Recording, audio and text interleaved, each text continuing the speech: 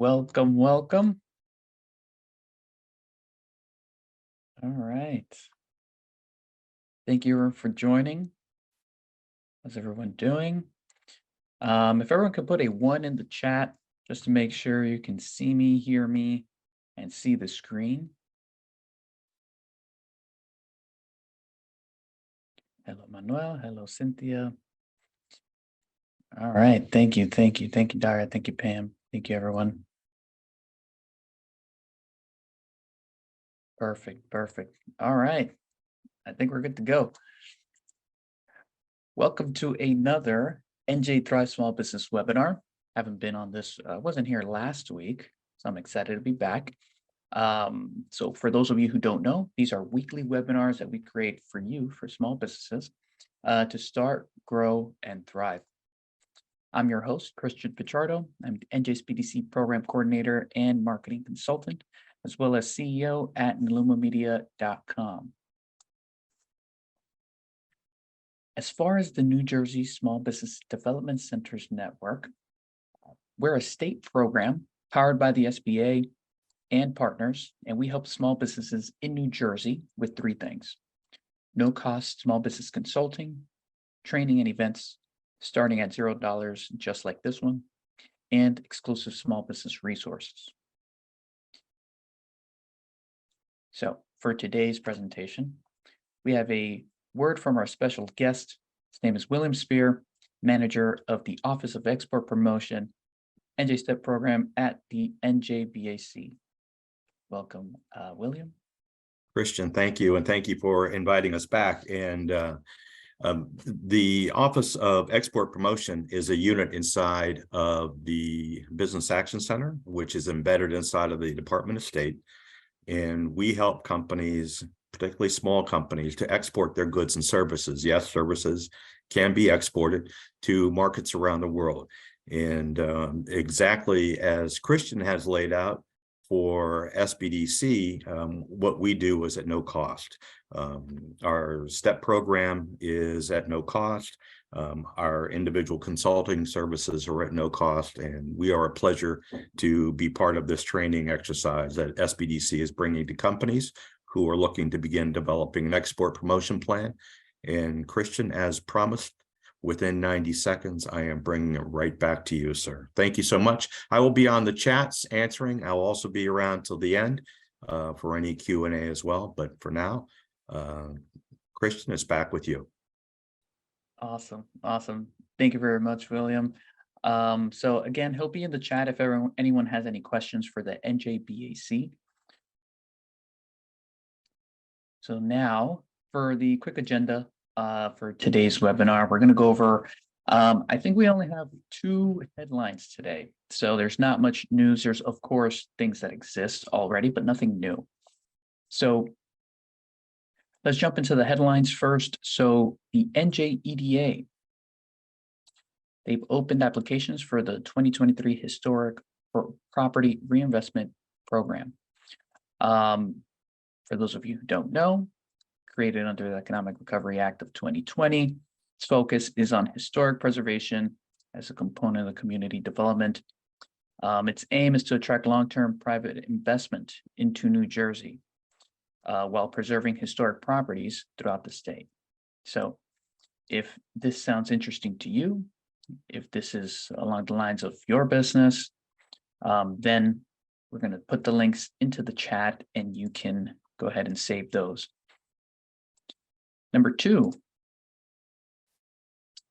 we are happy to announce that one of our centers, we have 11 centers across New Jersey. You are right now in an event with the statewide network headquarters. Each center takes care of their own county. Our NJSBDC at New Jersey City University is in Hudson County, and they are having a ribbon cutting ceremony because they are moving their office into the NJCU School of Business that's right by the water. It's a beautiful building, and we are incredibly excited for that. I was actually started off in this office, and we always wanted to be in the School of Business because it would look nice.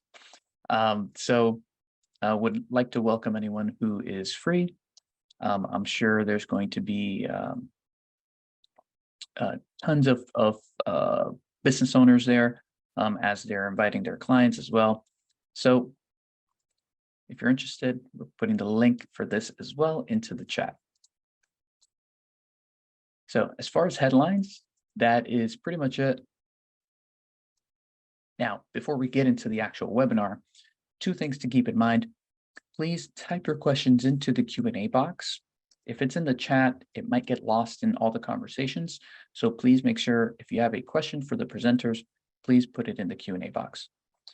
Number 2 is once we close out this webinar, you're going to be redirected automatically to our survey. Once you complete the survey, you're going to get access to the webinar resources, such as the slides of today's presenter and a link to see the on-demand recording of this webinar. So with those 2 things said, I'd like to give you a little rundown on the exporting series. So if you weren't here before, on January 19th, we had our first part of the series. Now, today is the second part. I like to invite everyone to register for the future ones so you can make sure that you're following us along our series. And if you missed the first one, you can always ask in the chat and we'll plug in our YouTube channel, which is where we host all the videos from our previous webinars. And now, without further ado, I'd like to welcome Reina Valenzuela and Justin Harderson, and they're going to show us how to develop a winning export plan for small businesses. So I'm going to go ahead and stop sharing here and allow you guys to share. Hi, thank you. Wonderful. Thanks, Christian. Reina, do you want to just introduce yourself and I'll get the screen share going up here? Well, yes, of course. Welcome, everyone. Thank you for joining us today. It's a pleasure to be here. The last session that we had 2 weeks ago was an introduction to exporting and all the different considerations that you must have. And this one will talk about the planning process. And for those of you that were not here last time, my name is Reina Valenzuela. I'm a specialty consultant with the Small Business Development Centers of New Jersey. And I would be, an advisor for you and your business as you start your planning process. I have an MBA in global management, and I'm also a certified global business professional at CGBP. And I'm very happy to be here with you and to have the opportunity to service you. Go ahead, Justin. Great, thanks, Reina, and thanks everybody for joining. And thank you for inviting me and allowing us to present here. Today, we're going to focus on talking about the structure of an export plan. And here's a quick agenda here. So we've gone through some of the introductions, some of the housekeeping steps. I want to talk a little bit about kind of the common pain point, the reason why we as a company here focus on helping folks through this process of planning to export for your business. I want to talk a little bit about, give some context around the tool and the template that I'm going to be sharing. Whether or not you end up using this particular template to do your plan, it's just good as you're looking at tools to kind of have a basic understanding of how they came together, and that can help you be successful in using any of these. And then I'm going to spend a lot of time in our template. I'm basically just going to walk through the outline of this export plan. Reina and I are going to talk about some best practices, some things to keep in mind that can help you be successful in putting your export plan together, to minimize the amount of pain associated with this process. And if it's feeling overwhelming, hopefully today can help kind of demystify some of those things and give you some tools and a good path forward to start doing this planning that can really help you be successful in your international trade goals. And then we're going to leave some time at the end to do a Q&A and address some of the questions and feedback that come up as we go. A quick introduction to me. So my name is Justin Harderson. I am on the live plan team here at Palo Alto Software, primarily working with organizations like the SBDC, who are out there helping entrepreneurs, helping small business owners. And a lot of my focus, a lot of what I work on is business planning, effective business planning, and particularly the financial forecasting aspect of that, and the cash flow forecasting that goes into that. So as a company, as an individual, that's where our expertise is. And today we're going to be kind of applying that to this idea of an export international trade opportunity. If anybody's curious where I'm located, I'm in Eugene, Oregon. So that's where our company's based. That's where we're located. That's where I am today. It's a beautiful, sunny, cold day here in Eugene. Okay, so just a quick background, context around who we are, where this tool came from. So the name of our company is Palo Alto Software.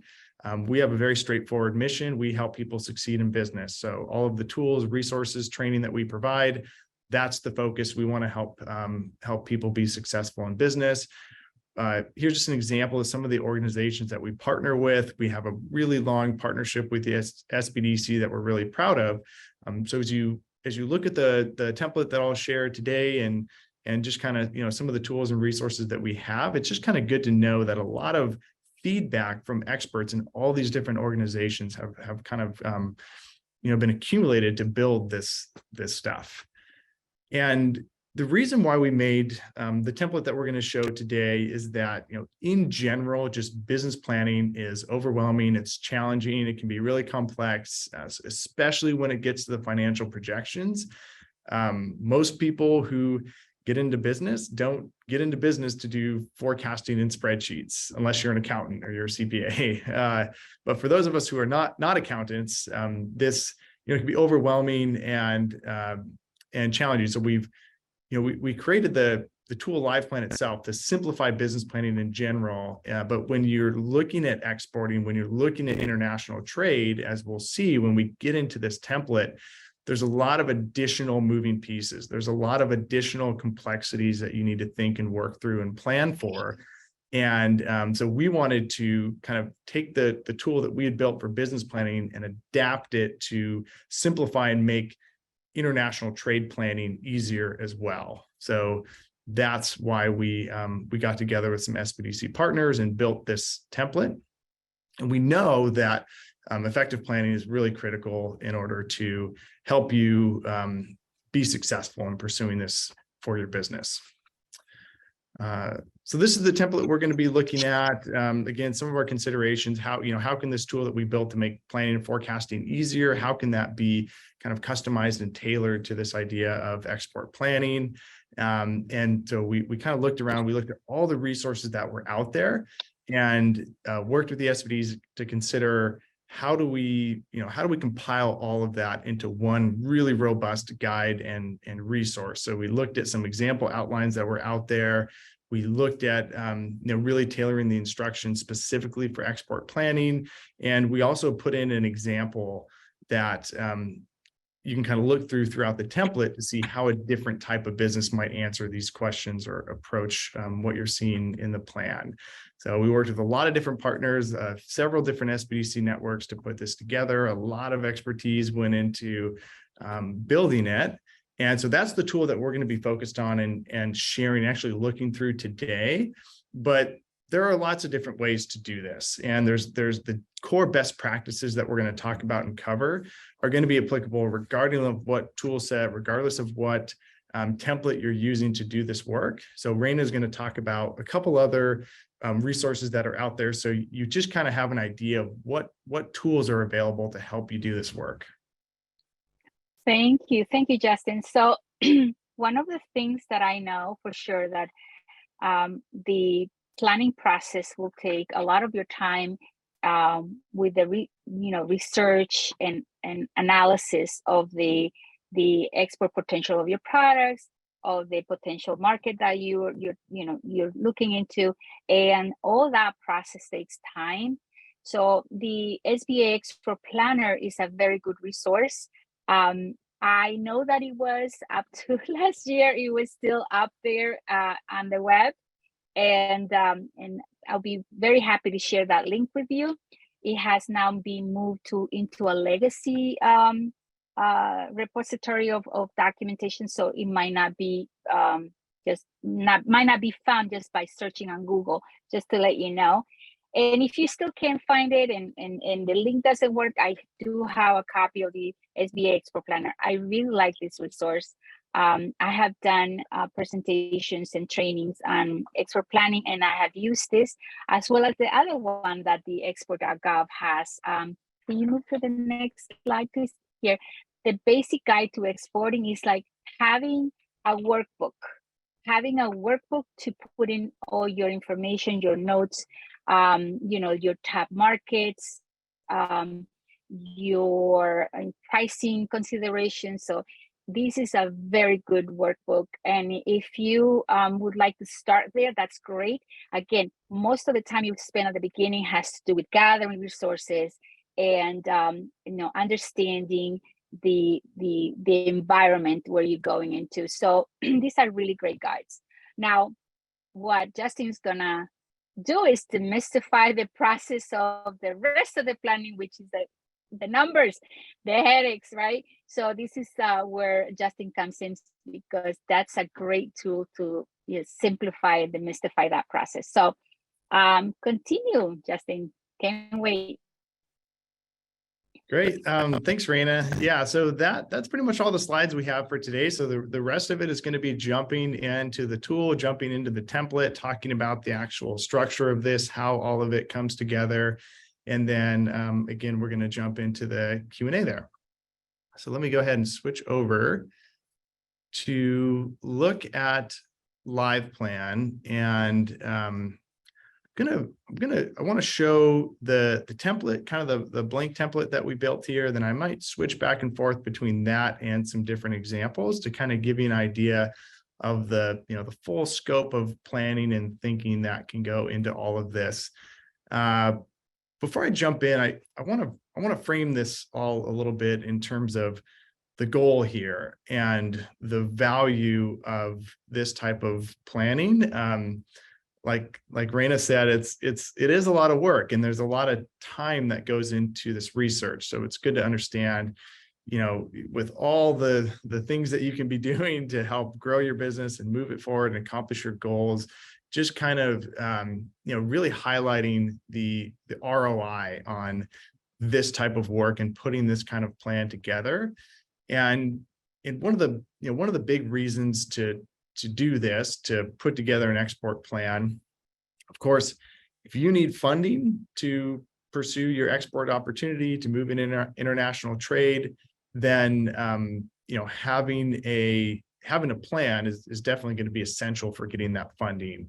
Anybody who is considering lending you money, they want to know that you've done the research, that you have a really solid plan and financial plan put together in order to give them an ROI on their investment. So if you need funding, you're going to have some type of export plan. But even if you don't need funding, or even if you're at the stage where you're not sure if you need funding or not, putting together an export plan will help you understand if this opportunity is something that you should be pursuing, that you can pursue given the current financial situation of your business. So just answering that question, is this something I should move forward with, is something that this type of planning can really help you decide confidently with the right information. But more importantly, if it is something that you want to pursue and start taking those next steps, it's going to help you execute on the opportunity successfully. It's going to help you order those steps in a way where you know that the action you're taking, the decision you're making is organized, and it's driving you towards your goal of moving into international trade. The other thing that this planning process is going to help you with is just ensuring that you're not going into it with any blind spots. As you go through any of these templates, you're going to be asked a lot of questions and be prompted to do a lot of research.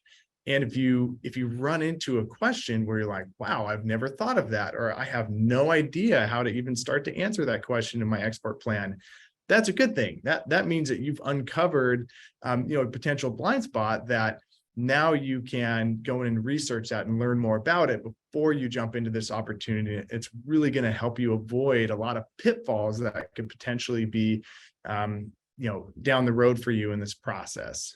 So going into this and trying to expose those blind spots as you go. And then the big thing is just thinking about the risk factors that are associated with taking this step, going into exporting a product or a service. What are those risk factors? And through this planning process, you can identify those, and then you can put a strategy in place to reduce that risk as much as possible. You're never going to completely eliminate those risks, but just knowing what they are and taking the right steps to mitigate and be ready for those challenges when they come will really help you down the road.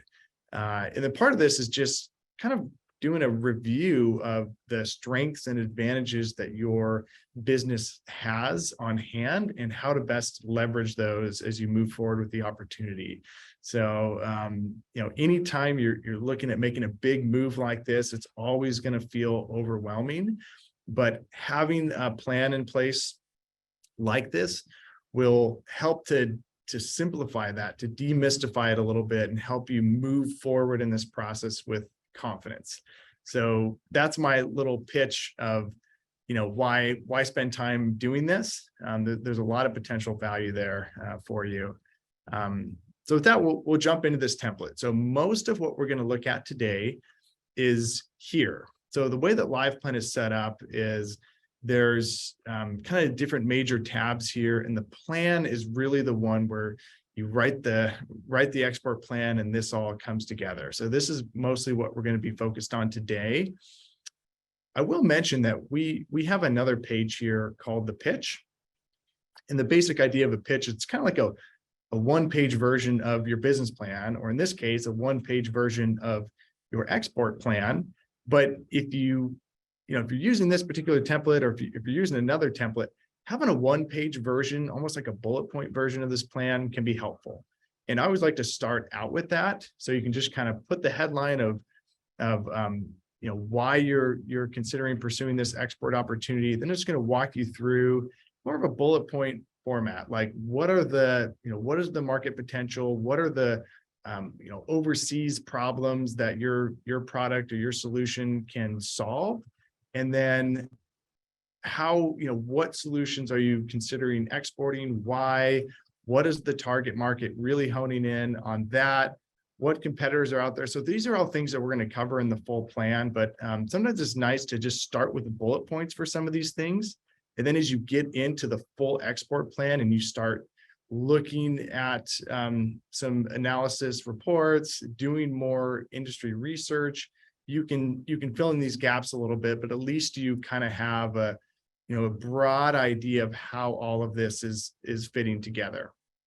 So just a little plug to, if this is feeling overwhelming, if it's feeling overly complex, just get started with a one-page version of this plan and then build on it as you build out your full export plan. Okay, so now we're going to jump into our template here. And one thing that I'll mention as we get started, again, if you look at all the different export templates that are out there, the ones that Reina pointed to, and then this one in LivePlan, you'll notice some differences. So there's really not one way to do this. There's lots of different variations of this. And the export plan that you're using might look different for your business. There may be things that are unique to your business, unique to your industry, unique to your goals in all of this that you want to represent in your plan.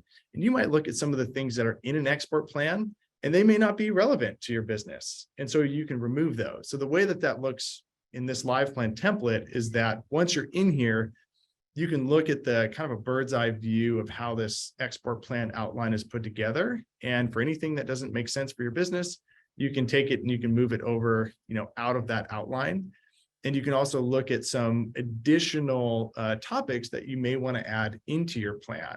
So that's just kind of a reminder as you're starting this process, whatever template you're using, really take a good look at what's in there, consider how it applies to your business, and think about things you may want to remove from that outline and things you may want to add to it, depending on what's relevant for your business. Hey, Okay, so Justin, can I chime in here for yeah, a go ahead, second? Reina. Since you're in the executive summary, I would like to remind everyone the executive summary is really something that you will prepare and with the highlights of the rest of your plan. It should be including your motivation to to move in the direction of that you're going in the market that you're going into, and also have a very clear statement of the commitment that your company, the executive team in your company has with regards to this new exploration of this new market. Make sure that you indicate how the company is uniquely positioned to launch this product or service abroad, the qualities of the product and service, the goals and objectives of your plan. So the executive summary is key here. And I know that we'll be sharing this guide with the links, but I just wanted to give you some tips here as to best practices for your executive summary. Write it at the end after you prepare the rest of the plan, but make sure you include these key elements. Thank you. Yeah, thanks, Reina. Yeah, and that's a really good point. So the executive summary is always a little confusing because it's going to go at the top. Anybody who's reading your plan, that's a way for them to quickly understand what what you're really trying to communicate here. But you want to write it last. It's kind of you're condensing all of the research and thinking that you've done in the rest of the plan, and you're putting that in the executive summary. So it goes first in the template, but you want to write it last after you've kind of researched and thought through everything else in there. A couple notes as we're looking into one of these topics here. So there are a couple of things that we're going to share that you can take away from this presentation. One of those is going to be an outline of this export plan that I'm showing in Live Plan in a Word document format. And that outline is going to have all of the links to all of the resources that we've put in the system here. So everybody's going to get a Word version of this export plan template outline that you can use or just kind of understand and review how everything comes together. It's going to kind of compile all these links to these outside resources that can help with this work. Another thing that we'll be sharing after this is that same kind of outline, but an example export plan. So one of the things that we did with our template is we put in an example so you can see how a different type of business might answer these same questions. In this case, it's a premium dog treat manufacturer. So you'll have both the blank Word template version of this template and also a populated example that you can look at to get some inspiration and understand what should go in there, how somebody might answer those same questions. Okay, so with that, we are going to move on now to the second part, and there's a lot of research that goes into this this part too, and some of it is kind of answering the question of why are we exporting, what is the goal here, and then it's getting a little bit more into the operational elements of how this is going to actually happen. So the first section here is what are the objectives and what is the management commitment? So this is where you can really dive deep and tell the full story of what Reina mentioned quickly in the executive summary is, really making sure that you're highlighting the commitment of the management team to pursue this and what their expectations are. And that starts to get you into that kind of goal setting mindset of how are you going to track the success of this? How are you going to approach it? But really starting to get into the answer to the question of why are we doing this at all? So we talked about that a little bit. And the next step is actually looking at the products and services that you are considering exporting, starting to answer the question of, okay, of everything that your business offers, is it these particular products and services that you're choosing to look at exporting? And then start to answer the question of, well, what is the need? This kind of gets into that problem and solution that we were looking at in the one-page version of the plan. What is the problems that your solution is solving? Do they exist? Is this something people in the areas that you're trying to get into? Is this a problem they really have? Is it something they're willing to pay for? And then how does your solution or product fill that need? So Reina, any other considerations as people are thinking about, specifically the products and services that they're looking to export here? Oh yeah, definitely. As I was mentioning at the last webinar, understanding any product modifications is key, because if you need to modify a product in order to bring it to the market, and I was giving you the example of, okay, well, will the electrical plug go into the outlet over there at that country, right? It might be different. So you need to think, okay, do I need to modify that? So think about that, and also think about the packaging, right? Because you may need to use a different language, images, approvals that need to go on the packaging. So a lot of product modifications need to be considered during this process. Those are my 2 cents. Great, thanks, Reina. Yeah, and so this is another place to kind of think through some of that. So we linked to some worksheets here that will just help you think about changes that you need to make to the product. But then this section of the plan helps you think through the whole list of operations. What needs to happen operationally in order for you to export this? So one component of that might be changing, adapting the actual product to work.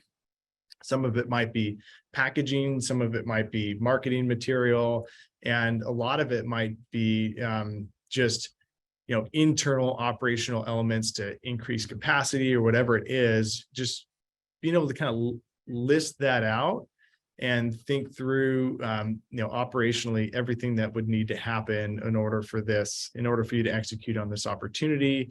That starts to help you think about what those action items and next steps might be.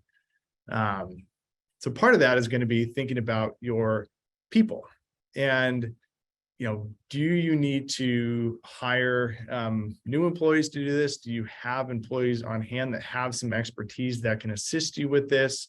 Are certain employees going to need more hours? Are they going to need to go do training and additional certifications? So sometimes it's, that's why it's helpful to think through this plan in a systematic way. You might have kind of a gut feel or a general idea of how you're going to manage your personnel in order to start doing this, but kind of putting that personnel hat on and really thinking through all of those elements can help you there. So from the people side of things, Reina, any special considerations for looking at an expert opportunity here?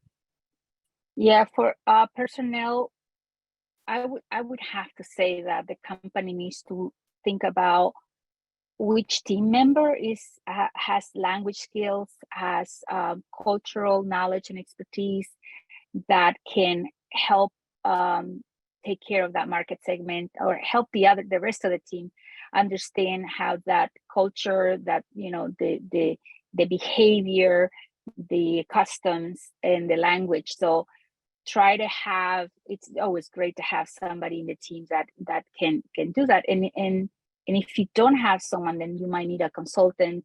So there are different considerations here when it comes to evaluating the resources that you already have within your company. Great. Yeah. And that's a good segue to the next sections here, internal resources and external resources.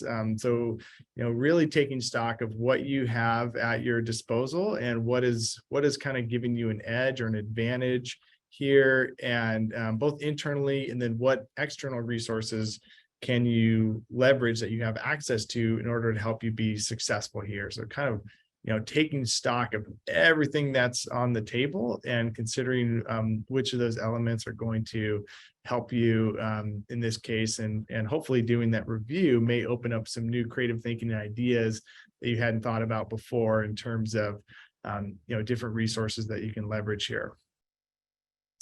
And one note that I'll make, so as we're looking through this, some of this is looking at the outline, and then sometimes I'm going into the actual topic where you can see the instructions in there. Anytime you see a link here, that's where we're linking to an outside resource. A lot of times that is a recorded webinar with lots of different resources. A lot of those links go to NASBite international resources here. So that's one of the things that you're going to get in the template that we send out, with all of those links kind of compiled together. And there's lots of learning and education you can do to really do a deep dive on all these components of the export plan here. Okay, so the next sections here, we're still in the introduction, kind of answering the why export question, and really looking at the industry structure, competition, and demand globally. So this is where it helps to have some industry research tools and resources that you can look at, but you want to really make sure that you've put in the time, put in the research to really understand how the industry that you're in is operating in these different markets that you're looking at, and researching the competition. It's, if you're a baker in, on Main Street, it's really easy to know, okay, what are the other bakeries around here? And you can kind of walk into the street, walk into their shop and see how their pricing compares, see what kind of services they offer compared to yours. But when you're looking at these international opportunities, it's a little harder to do that industry research. So you'll really have to spend some time to find those good sources, and understanding what the competitive landscape is can really help you understand, which markets you're going to go into, how you're going to approach and market your product, and then even things like pricing. When you get into the forecasting, having a strong understanding of that competitive landscape can really help you in terms of starting to put together your forecast for this. Reina, any other thoughts on the competitive research side of things here? Yeah, definitely look into how competitive the landscape is, and decide if this is a good market for you. We always recommend that you look at not where all the competitors are, but look at an emerging market where you're not going to be competing with the big sharks. You're going to be, a big fish in a small pond, so to speak. So try to think about evaluating different markets and going for the one that presents the most potential for you. Great. Yeah, thanks. So now we're getting into kind of some specifics here. So export licensing, do you need a license? How do you go about getting that, finding those resources? So we link to a good resource here to learn more about that. Export compliance, product classifications, finding the codes that are used to classify your business can help you as you're researching the different licenses needed, different compliance, free trade agreements that might that your product or service might fall under. So those are all like the really technical things, and that's where this planning process becomes more complex when you're looking at exporting, because these are new considerations that you didn't have to think about when you were starting your business domestically. So making sure that you have an understanding of what compliance steps you need to take in order to check all these boxes for your business. So yeah, Reina. Yeah, I want to mention that our next webinar will be on export compliance and documentation. So stay tuned for that because it will be very useful to you, and it will be a whole other presentation on that topic. So come back 2 weeks. Yeah, thanks. Yeah, and that's actually a good point to this whole planning process. This is a good time to start this, to get a template that you want to use, that you feel comfortable with, and start putting some things in there. Because yeah, the next series of webinars are gonna equip you with a lot of good information that you can use to then complete this. So we'll give you some tools where you can get started right after this, but then the subsequent webinars are going to give you a lot of good ideas to start building into this plan. And these plans are a way to capture all of that expertise and learning that is happening as you're working with folks like Reina and all the folks on here that are supporting you. Okay, so the next aspect of this export plan is the marketing component. And so hopefully, a lot of that research that you had done in part 2 of this template has helped equip you to start thinking about how you are going to do your marketing. And this link that we have is great. The global marketing mix, how the 4 P's change, and yet they are the same. So a lot of this stuff is, core marketing best practices, product market fit, really honing in on who it is that your product is serving and making sure that you're communicating to their pain points. But just with the additional considerations of being in the international market, maybe it's a little bit different from what you're doing domestically. You might use some different channels based on that. So this resource is going to help you kind of identify those markets, evaluate them, and think about how you can communicate best to your overseas customers.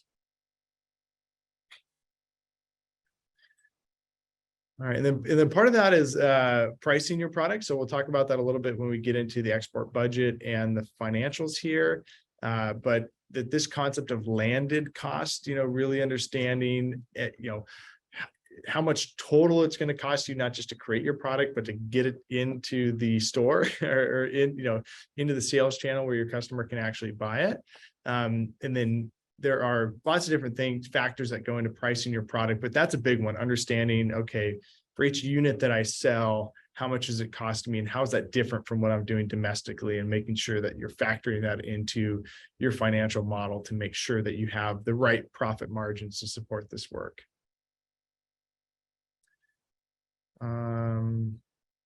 Reina, any additional comments on kind of the pricing or just general marketing aspects here?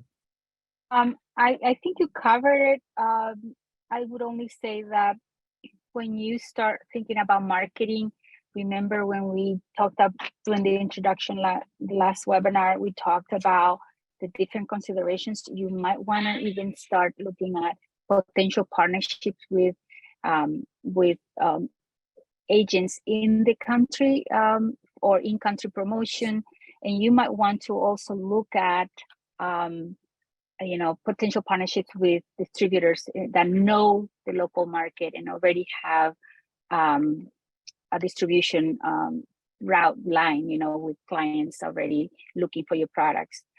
We will have the last session will be on marketing strategies, so stay tuned for the March 16th session. So I'm just pitching for the next one because there's a lot to cover here.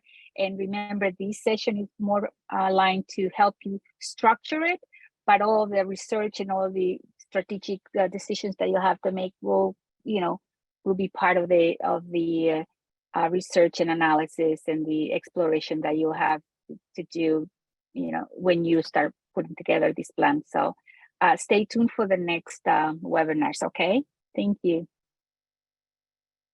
Great. Yeah, just kind of rounding out this section here. So considering distribution methods, again, this link here is going to help you understand, what the options are there and consider what works best for your business, putting together your terms and conditions for international trade, and ensuring that all of that is going into the plan. And then we have your sales goals.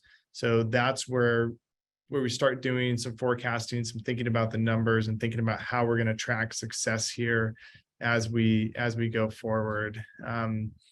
So with that, talking about action steps here, and I really love this portion of any kind of plan, because I think a lot of times with any amount of planning, there's always a balance of how much time do you spend planning and researching, and how much time do you spend actually going out and doing the work and taking the steps. You don't want to continually be in a planning phase to where you're paralyzed and you're not moving forward.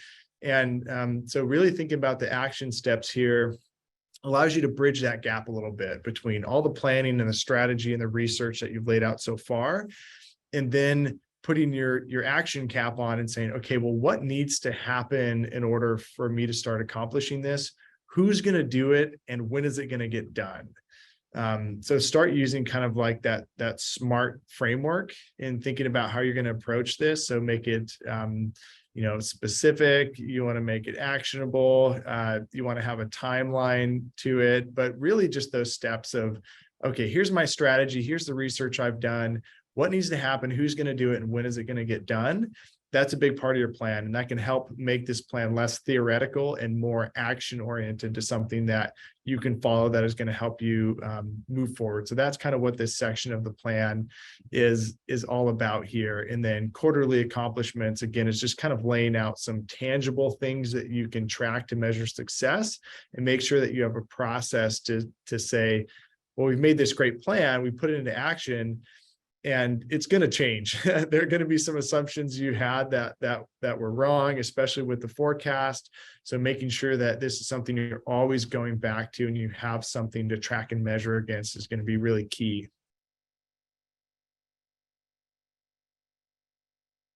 All right, so I want to spend a little bit of time with the export budget here. So this is putting together financial statements for this opportunity. I don't know that we have time today to go through kind of, building a full pro forma forecast for approaching an export opportunity, but I do want to talk about some general best practices and some things to think about as you're getting started with this work.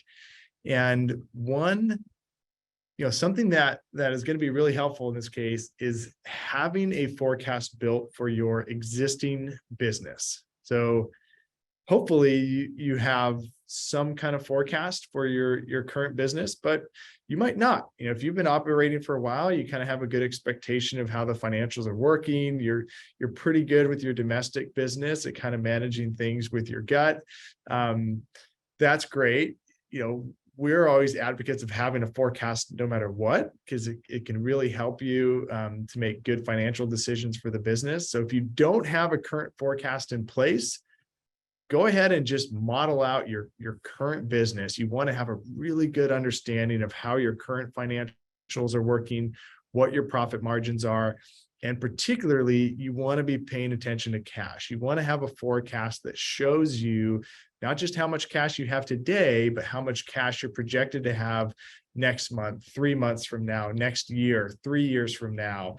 3-year forecast is a pretty good asset to have for your business. And that's going to be the foundation, the starting point to do your export forecast. And what that's going to allow you to do is then kind of have your current domestic business scenario and have an additional forecast scenario where you're now considering the additional financial elements of this export opportunity. And that is going to help you to consider, do you need funding or financing for this opportunity? Do you have enough cash or enough of a cash cushion to make this work? Can your business handle the stress of this new element to it, and really help you consider all of the financial variables that go into that?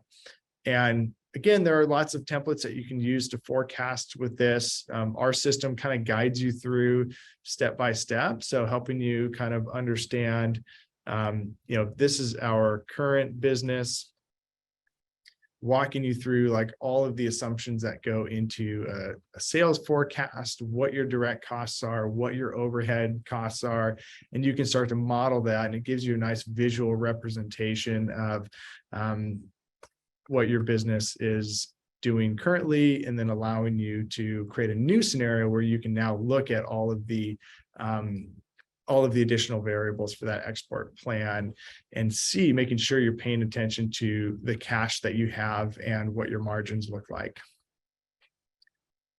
Reina, any other kind of broad, best practices as we're thinking about putting together our budget or our pro forma statements for an export opportunity?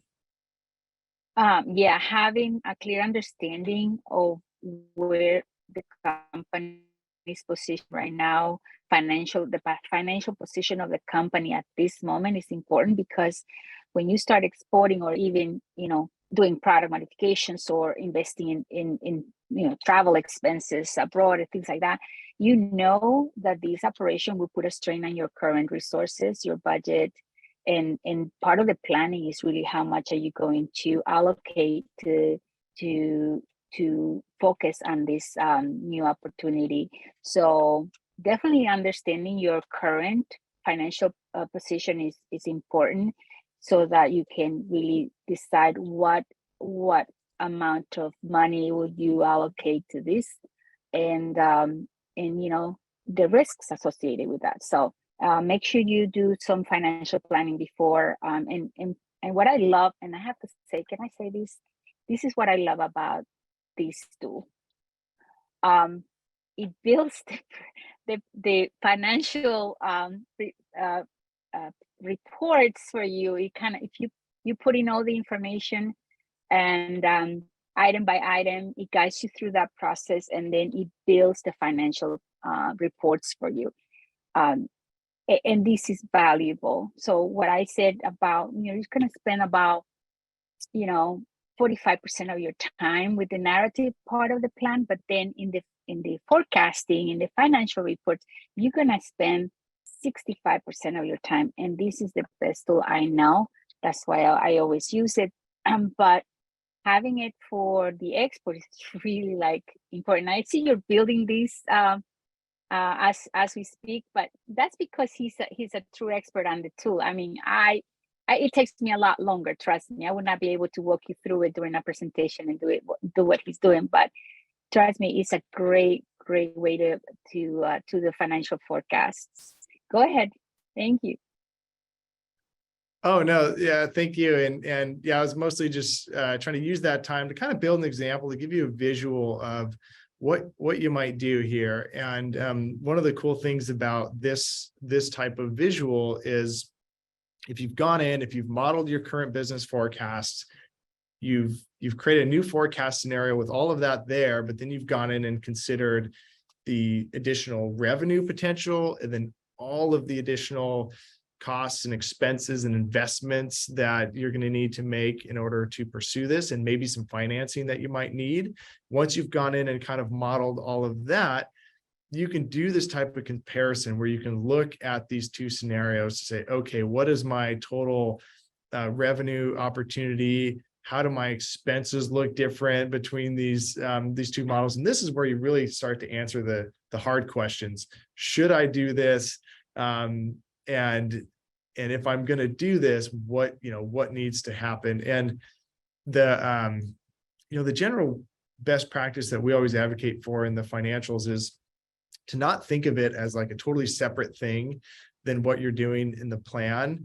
It's really just another way to tell the same story that you're telling in the first 4 sections of this export plan should match what you have in your budget. You're just telling the story in a little bit of a different way. You're telling it with numbers instead of telling it with words.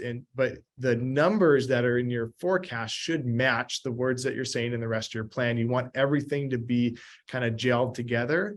And so thinking about it that way can sometimes be helpful as you're approaching the numbers. By having some kind of system that you understand, that you can work with, a financial model that you feel comfortable getting in and making changes to, can really help with this. So you can look at those side-by-side comparisons to say, okay, here's the picture with exporting, and understanding all the financial variables that are going to be important in there.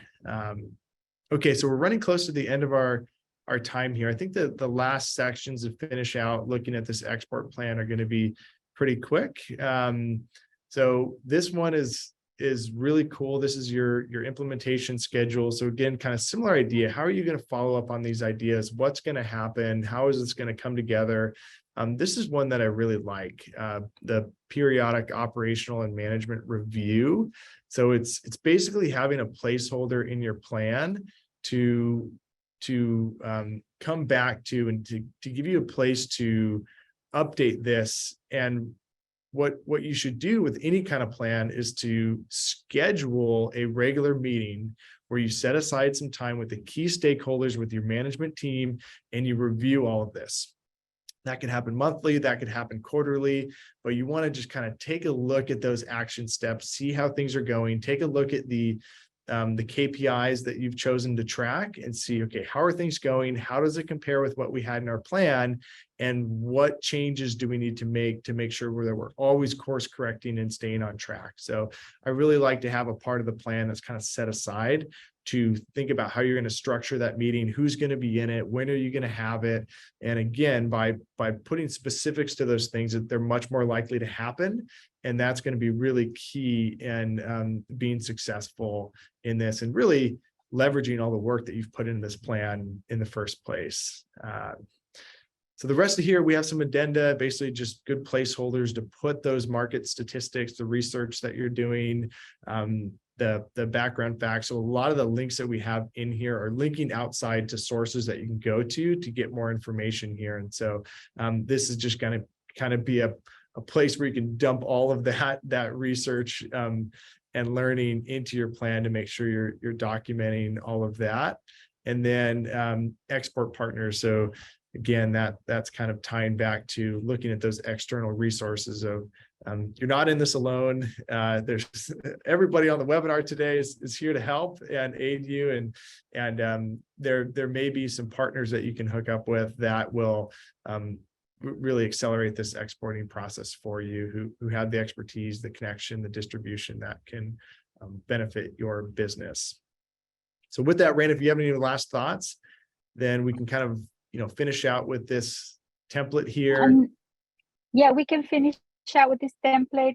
There are a lot of questions in the chat and even the Q&A regarding, the actual template, getting the sample.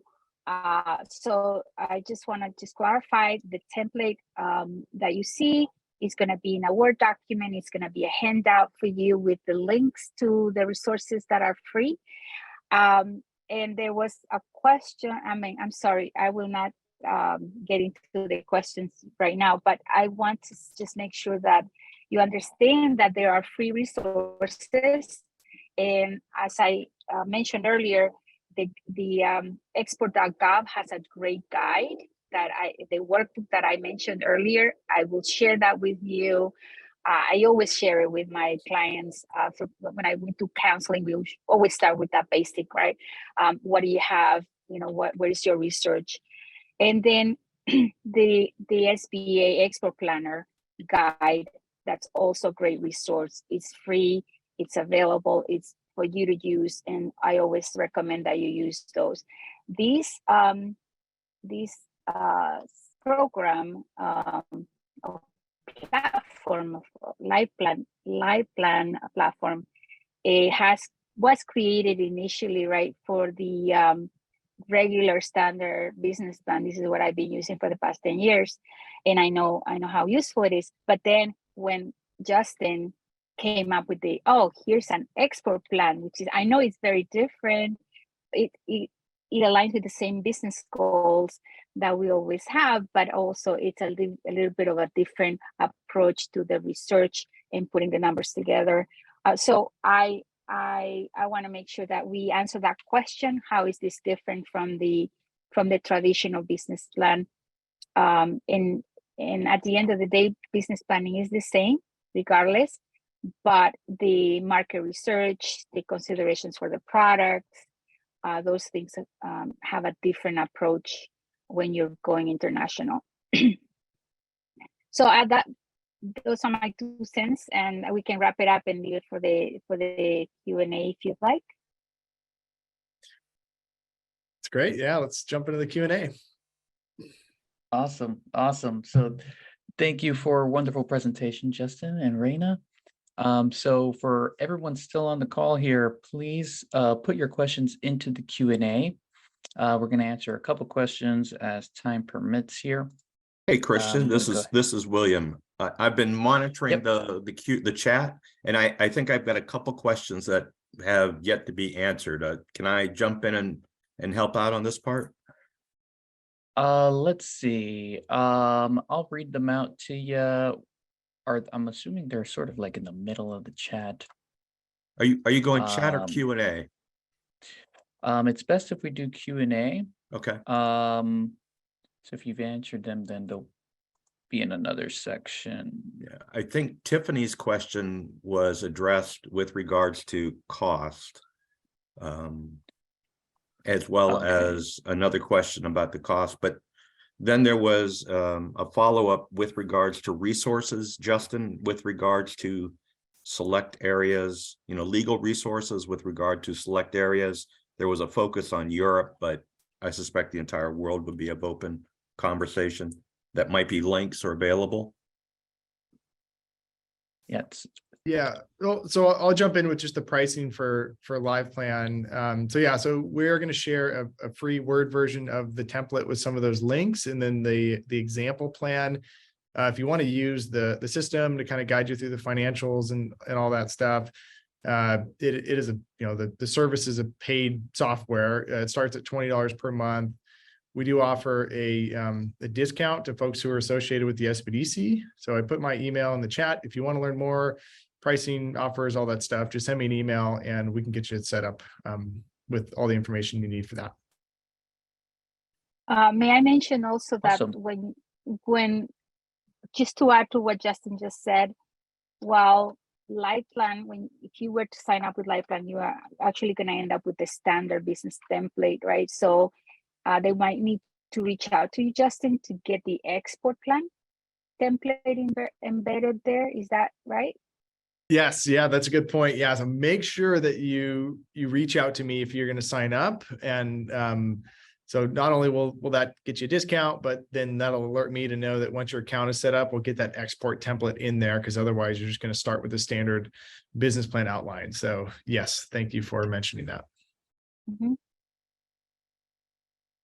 Awesome. So yeah, I did see questions on the pricing. So that was from Mel. And the template he just mentioned will be uploaded into the account. You just have to reach out to Justin. And once you get Live Plan, then it'll all be set up. And I think that's sort of where all the questions seem to be going towards. Anton also asked, how can you sign up? So you'd be reaching out to Justin. All right, we're seeing one from Elizabeth. She says, good afternoon, everyone. Thank you for a wonderful webinar. She's asking, can your helpful resources include help with contracting with actual carriers, shipping, trucking, etc. for reasonable costs? The costs for transporting items are astronomical. Thank you. So do we have any resources available? Go ahead, Reina. I would like to mention that I have some clients that say to me, and they're not kidding when they say to me, I don't think I'm selling my products or services. My products, I'm actually selling the shipping, the cost of logistics, because that's what really makes up the huge part of the expense of the cost of the product, because transportation is very costly. I always recommend that you go with a freight forwarder that is registered with the Department of Customs, and I share the link to share it so that we have. Okay, I will share the link in the chat for the freight forwarders. Okay. Oh, perfect. So yeah, I mean, any resources that you have for the audience, we could put into the chat for you, Elizabeth. Also, keep in mind that the NJSBDC provides one-on-one consulting at no cost to you. So we might send you a link here or there. It might not be enough. So you can always register. Again, no cost. It's all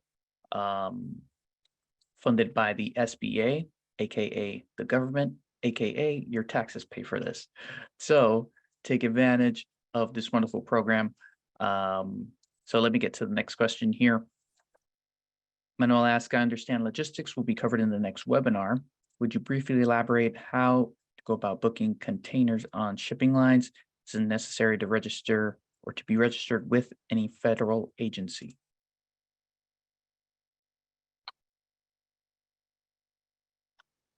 Do we have anything on that?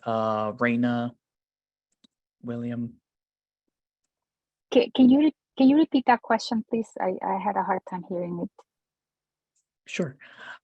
So the question is, would you elaborate on how to go about booking containers on shipping lines? Is it necessary to be registered with any federal agency? Oh, Great.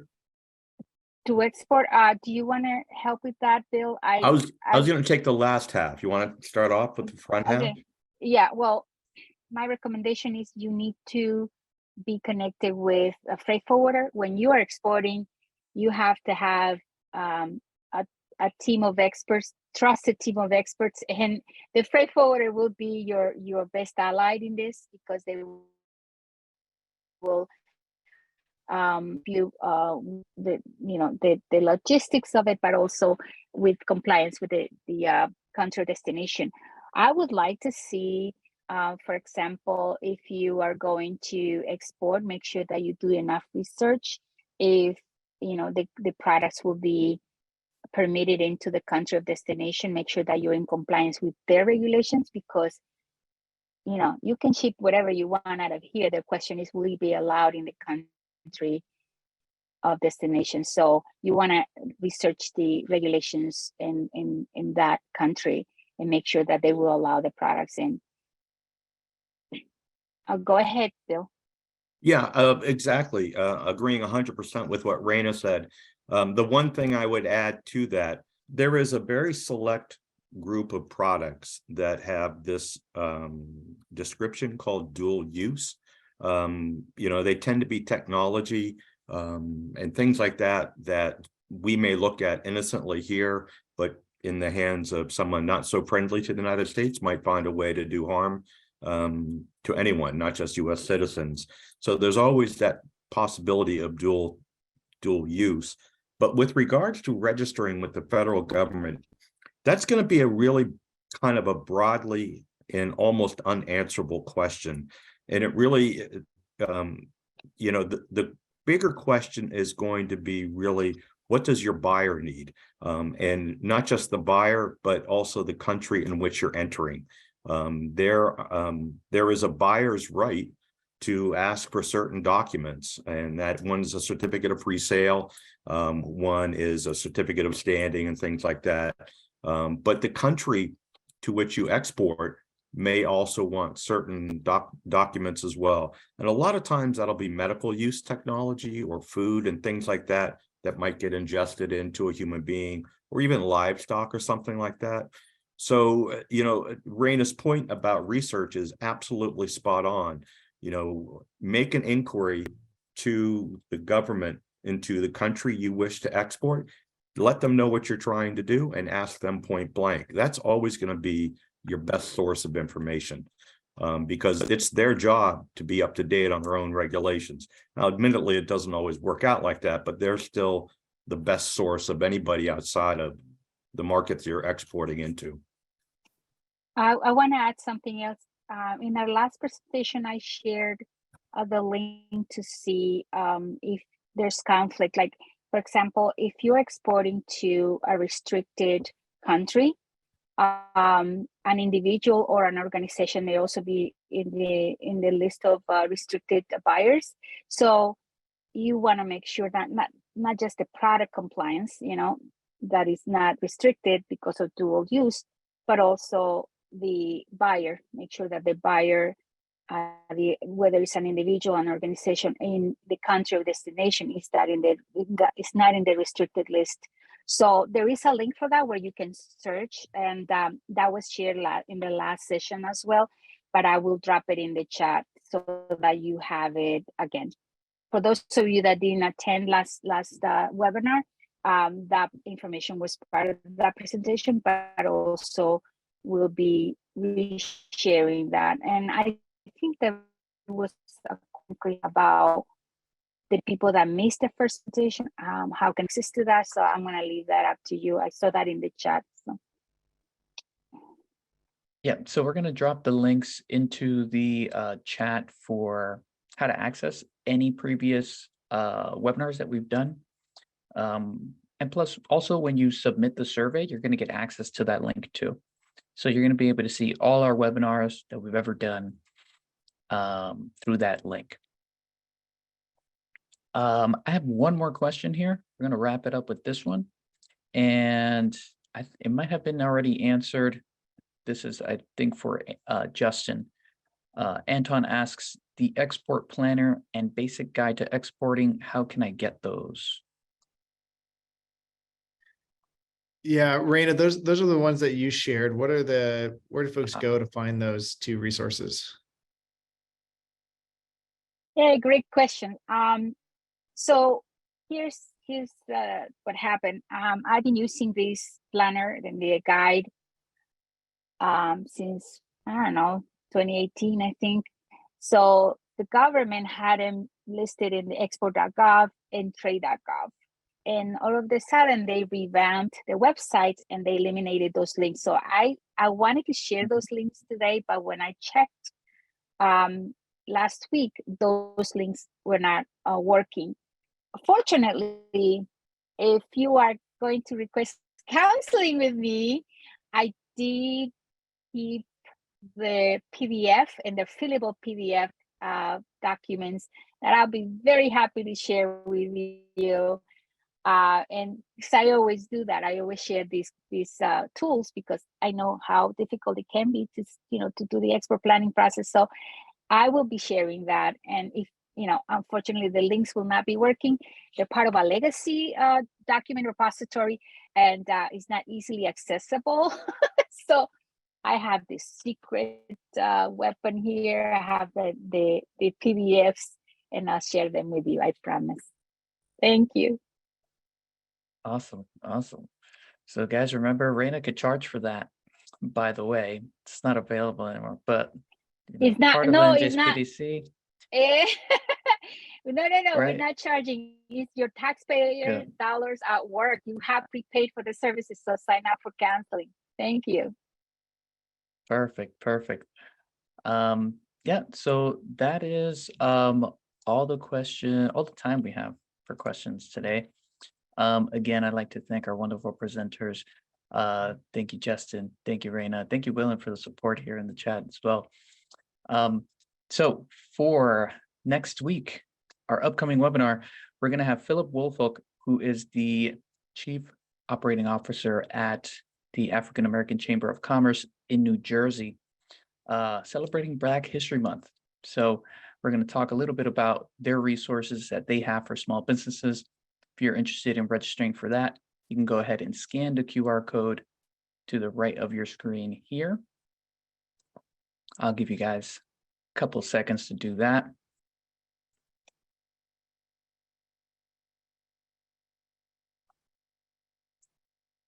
All right. So that's pretty much it. Remember that after you complete the survey, you're going to get access to all the materials. And also, if you're interested in getting no-cost consulting, you can go to njsbdc.com. There's going to be a little space there where you could submit an email. You're going to start the registration process. If you'd like to request Reina in particular, there's going to be an area towards the end of that registration part where you're going to put in some notes. Please indicate that you'd like to see Reina for exporting consulting. So that's how you're going to be able to request her. But that's about it. We're the NJSBDC, and thank you everyone for being here today. And we'll see you all next week. Bye, everyone. Thank you, Bill. Thank you, Justin. Thanks, everyone. Christian and Glory. Thanks to you guys. Always a pleasure, Reina. Thanks, Christian. My pleasure. Thanks, everyone.